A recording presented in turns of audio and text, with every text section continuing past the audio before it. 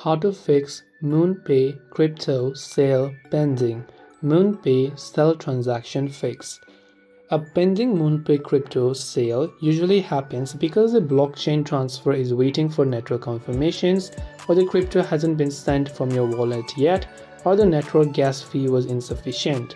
For this, you have to check your transaction hash known as TXID on a blockchain explorer or contact MoonPay support if the delay continues. Now, first thing you can also do is go to the activity section by selecting the activity icon from the top right hand side of your screen. Transactions appear instantly in your history, but it will stay pending until they get enough global blockchain network confirmations. High network traffic can cause extended delays.